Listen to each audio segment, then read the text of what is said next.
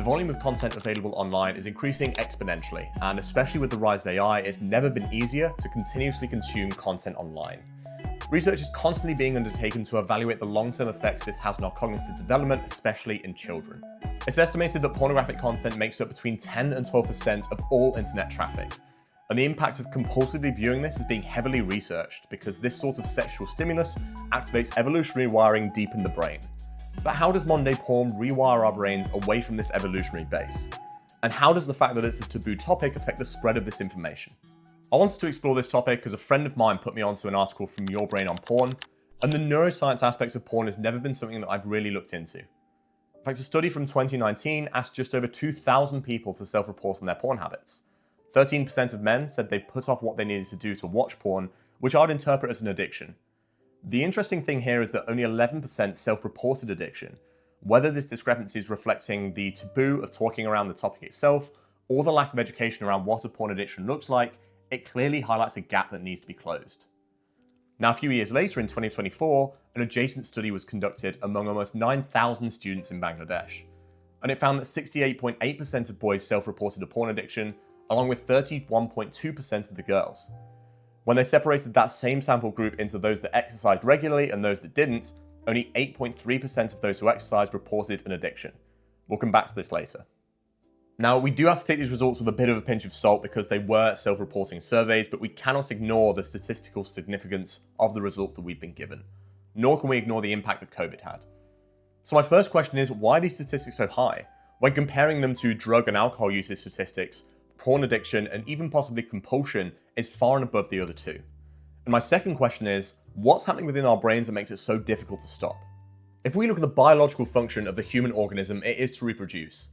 And it's been this way for hundreds of thousands of years, and as such, a huge proportion of our hormonal and neural circuits are wired to support this process. So when it comes to unpicking this habit or compulsion, it is very difficult, especially when we look at the areas of the brain that are triggered by sexual stimulus. We have the reward system, the septal region, the cingulate cortex, the prefrontal cortex, the insula, the hypothalamus, the thalamus, and the amygdala. I'm going to jump into these two in a bit more detail. First up, we have the thalamus, which is the sensory gateway to the body. So sight, sound, touch, all of it feeds through the thalamus. Sensory input induces craving, and this has been understood by marketers and advertisers for years now. And now those same tactics are being leveraged on social media to really draw you in. To show you the pull that these sensory triggers have, just listen to Rory Sutherland talk about how they're used within advertising. And with advertising having refined these tactics over a number of years, all these models with their OnlyFans have to do now is copy those tactics to draw you in. Next up, we have the amygdala, which gives emotional significance to incoming erotic stimuli. This is the emotional circuit of our brain. And we have two different types of emotions, starting with emotional regulation, which is how we're feeling in the moment. Now, some people use pornography as a way to escape those negative emotions, and when they do this, they're not eliminating them, they're not throwing them away, they're storing them for later on. And when they do this, they turn into our second type of emotion, which is dormant emotions. Now, as with any addiction, when these emotions are stored, they create this build-up internally, and so when you have those quiet moments, there's a risk of it all spilling out. This results in continued suppression as within said quiet moments, you return back to that stimulus that gave you that dopamine hit.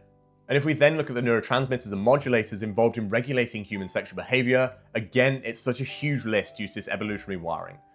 We have serotonin, acetylcholine, histamine, opioids, sex hormones, norepinephrine, dopamine, and oxytocin. And once again, we're going to dive a little deeper into these two. Now, when you watch porn, you get a small quantity of dopamine being released, as this is understood by our brain as an opportunity to pass on our genes. And when you orgasm, you get a huge dopamine hit. Dopamine helps create feelings of pleasure or satisfaction when you achieve something or when you experience something enjoyable, therefore encouraging you to repeat these behaviors in future. Your brain has been wired to interpret releases of dopamine as this is really important and crucial for my survival, and therefore the motivation to repeat those actions comes forth. One thing about dopamine is that once you start to get it from a particular source, it becomes increasingly difficult to switch. And we call this sensitization as the brain starts to wire together all the sights, sounds, emotions, and memories associated with that big reward, which is the release of dopamine. As a result, the connections between these specific neurons strengthen and communication between them becomes a lot easier. As a result, if the brain encounters any of these cues or triggers, it will create powerful cravings to try and activate that pathway, as it knows how much of a reward is sitting at the other end of it. Now, this is very similar to Pavlovian conditioning, where the brain almost goes into autopilot.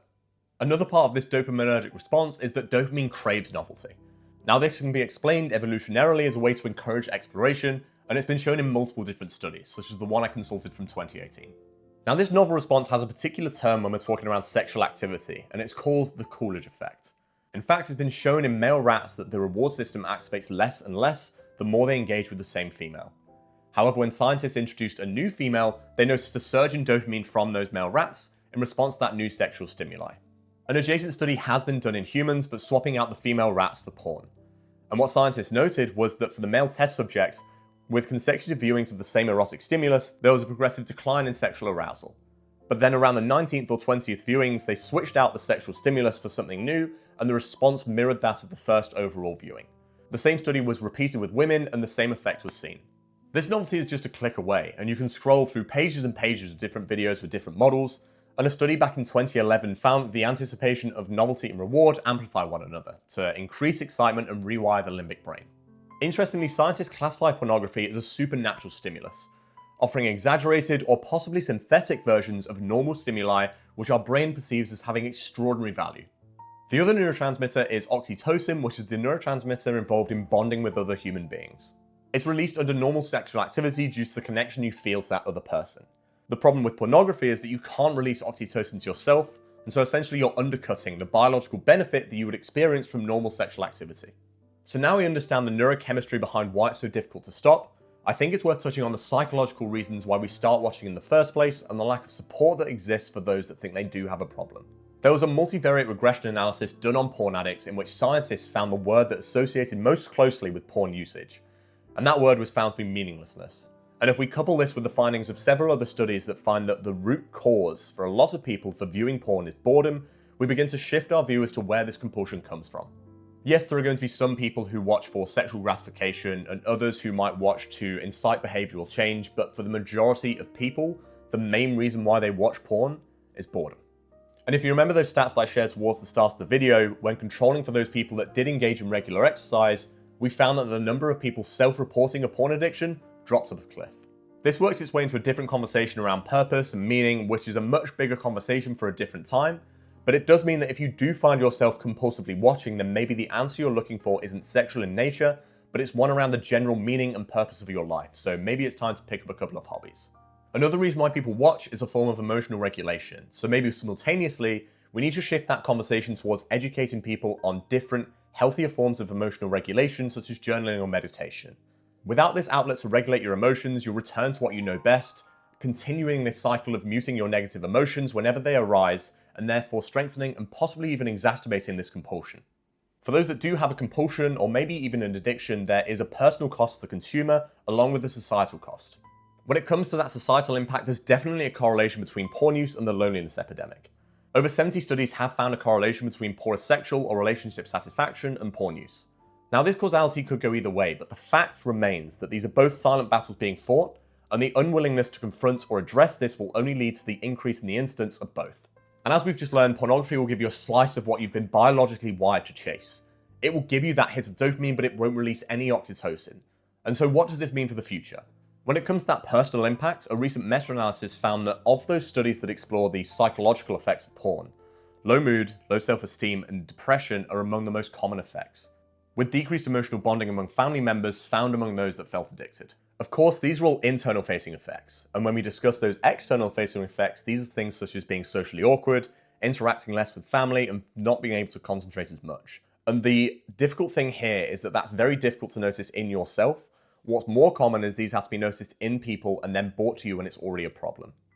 These could also be countered to societal impacts as well, so we'd be creating a society of introverted, socially awkward drones. And of course, there's the sexual impact as well.